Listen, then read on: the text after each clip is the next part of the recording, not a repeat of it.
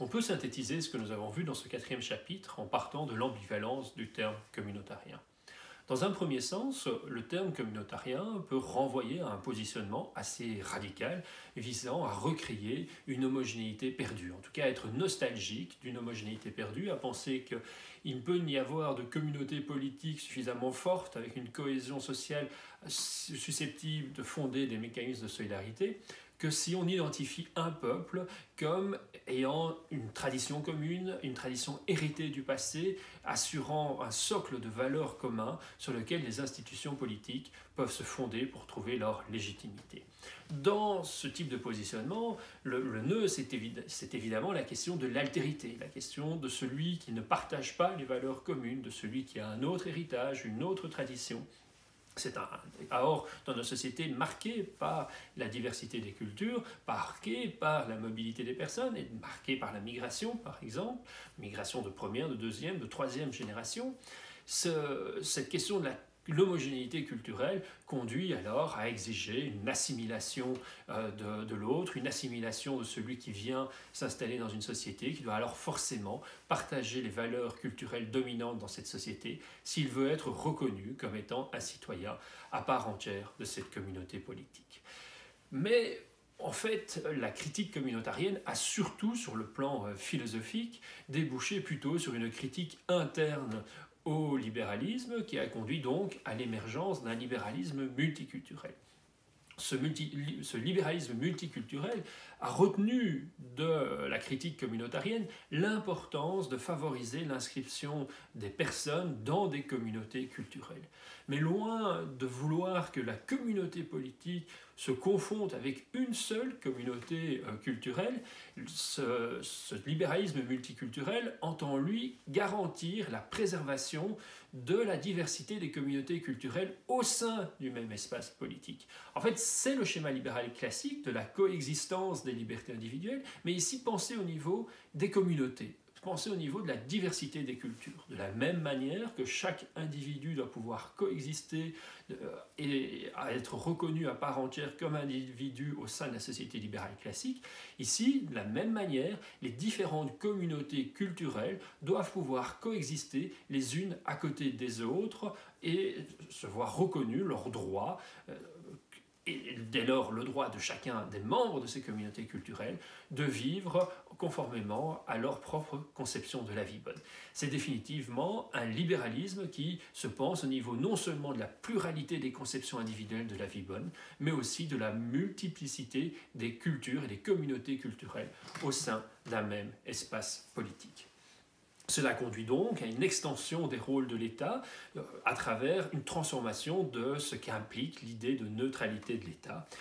La neutralité de l'État ne doit pas simplement faire abstraction, elle ne doit même pas simplement inclure, elle peut peut-être jusqu'à aller à mettre en œuvre des politiques de discrimination positive visant à corriger des effets inégaux, des effets différents pour les membres d'une communauté culturelle sur une autre. C'est le concept d'accommodement raisonnable et celui de discrimination positive qui rend compte de cette idée que l'État ne peut pas traiter de la même manière tout le monde à partir du moment où notre appartenance à une certaine communauté culturelle, les conséquences des valeurs dans lesquelles nous croyons, les valeurs que nous partageons avec les autres membres de notre culture, implique que nous ne sommes pas affectés de la même manière par les normes et règlements qui régissent le vivre ensemble. Et dès lors que si on veut entendre au sens fort le droit à la liberté de conscience, le droit de vivre conformément à ses propres valeurs, le droit de chercher à accomplir sa conception de la vie bonne, cela implique éventuellement des aménagements, des accommodements par rapport aux règlements qui s'imposent aux autres individus, aux autres citoyens. Alors, cette position de libéral multiculturel va elle-même être qualifiée de communautarienne par d'autres libéraux. Au sein du débat entre les libéraux, justement, être attentif à cette importance de l'inscription dans une communauté culturelle fera que des auteurs qui sont authentiquement, on peut les qualifier de libéraux multiculturels, vont être critiqués comme étant non plus d'authentiques libéraux au sens des libéraux classiques, mais des libéraux communautarisés, et donc trop communautarisés, et dès lors considérer qu'ils sont tellement attentifs à la critique communautarienne qu'ils deviennent eux-mêmes davantage des communautariens que des libéraux. Donc le terme de libéralisme multiculturel va pouvoir être considéré comme équivalent à communautarien, tandis que dans un autre sens, si on prend communautarien dans son premier sens que j'ai défini, dans le sens radical de la position politique qui correspond à ceux qui rêvent d'une homogénéité culturelle aujourd'hui perdue, c'est eux les communautariens. Et c'est encore plus compliqué, si je puis m'exprimer ainsi, parce que du point de vue des libéraux multiculturels, les plus communautariens, ce sont peut-être justement ceux qui refusent d'être attentifs aux situations de discrimination dont que subissent les communautés minoritaires. Pourquoi? Mais parce qu'en n'étant pas suffisamment attentifs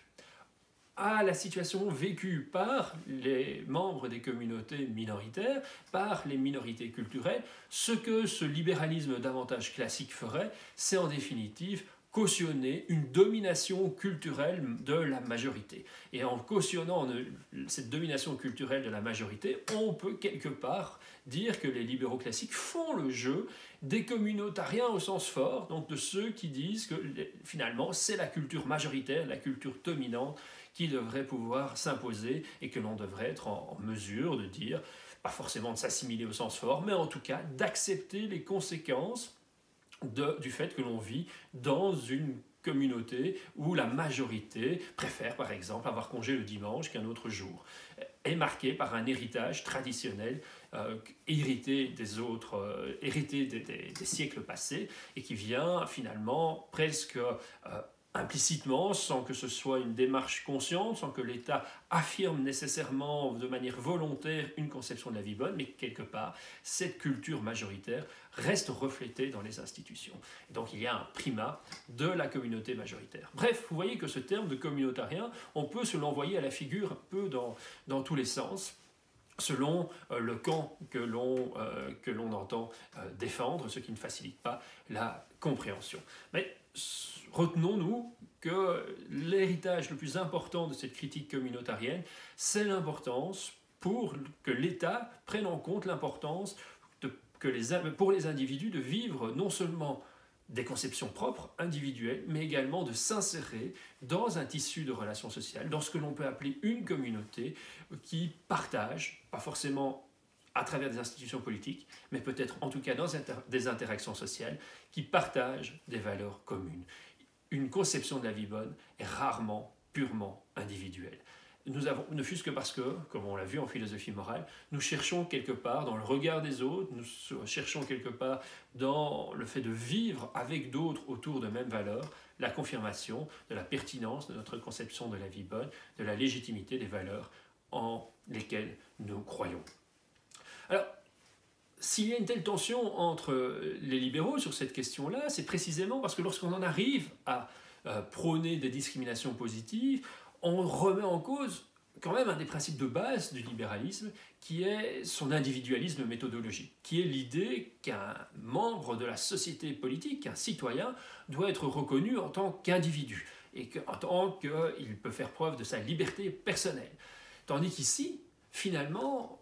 on peut se demander, en tout cas c'est ce que des libéraux plus classiques pourront considérer, si en reconnaissant des droits différents, en tout cas en reconnaissant des accommodements à des membres de collectivités, si ce n'est pas en définitive des droits collectifs et non plus des droits individuels, on est en train de dire qu'une communauté, plutôt que des individus, doit se voir reconnaître des droits fondamentaux. Et dès lors, on risque aussi de dire qu'au nom de la cohésion d'une communauté, de méconnaître les droits potentiellement des individus au sein de cette communauté. Par exemple, des individus qui voudraient quitter cette communauté. On ne met peut-être pas suffisamment en avant des politiques d'émancipation des individus à l'égard de la pression sociale que peut exercer leur communauté. Or, on sait bien que dans ce débat entre libéraux et communautariens, c'était justement, du point de vue des libéraux, l'importance de défendre l'individu contre la pression sociale, contre la pression du collectif, contre la pression de la communauté, qui faisait l'essence du libéralisme. Je reviens sur ce débat quand même extrêmement significatif que vous devez travailler dans les TP et qui est quelque chose qui anime l'ensemble des sociétés libérales ces dernières années, la question du port de signes religieux. Et vous avez là typiquement les deux points de vue qui peuvent s'entrechoquer. Est-ce que finalement, en reconnaissant la possibilité de porter des signes convictionnels sur son lieu de travail ou dans un cadre scolaire, est-ce que l'on reconnaît pleinement le droit d'une personne d'affirmer sa conception de la vie bonne, de vivre cette conception de la vie bonne sans limiter son droit à l'éducation, sans limiter son droit au travail? Est-ce que c'est donc faire en sorte que l'on reconnaît, qu'on le rend réel et pas simplement formel le droit de cette personne? Ou au contraire, finalement, ce serait en interdisant le port du voile que l'on protégerait des jeunes femmes, par exemple, contre la pression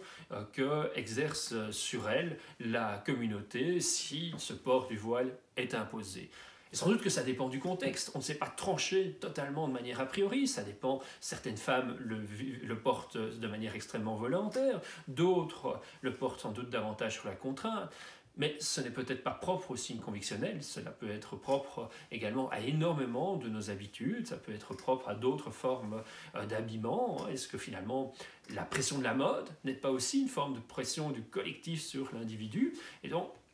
est-ce que vraiment il y a quelque chose de différent dans les signes convictionnels par rapport à d'autres signes vestimentaires? C'est un débat presque sans fin, en tout cas c'est un débat qui anime fortement les controverses non seulement philosophiques, mais également sociologiques ou politiques.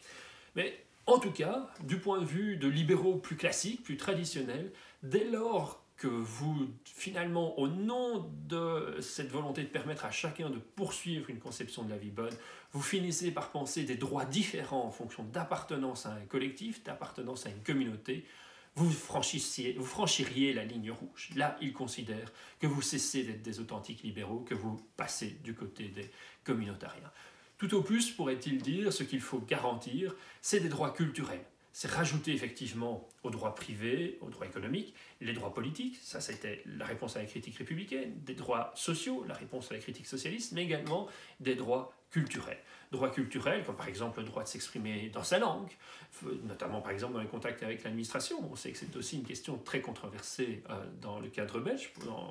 Le droit à avoir son identité culturelle reconnue et préservée, notamment peut-être l'accès à un patrimoine qui permet de rester en contact avec les racines de sa communauté culturelle, mais également l'accès à des édifices religieux. C'est en définitive tous des éléments qui correspondent là peut-être davantage à la neutralité par inclusion, qui serait finalement la manière d'intégrer cette prise de conscience de l'importance de l'inscription des individus dans des culture partagée avec d'autres individus sans aller jusqu'à la neutralité par correction qui implique quelque part, aux yeux en tout cas de ces critiques, qui implique de penser les droits collectifs et de sortir du cadre libéral. Donc vous voyez, cette gradation des conceptions de la neutralité exprime des tentations différentes, ou des tentatives, différentes d'intégrer dans le cadre libéral cette préoccupation que l'on ne rend compte réellement du droit des individus à pouvoir vivre conformément à leur conception de la vie bonne, qu'en mettant également à leur disposition des ressources qui permettent de vivre collectivement cette vie bonne.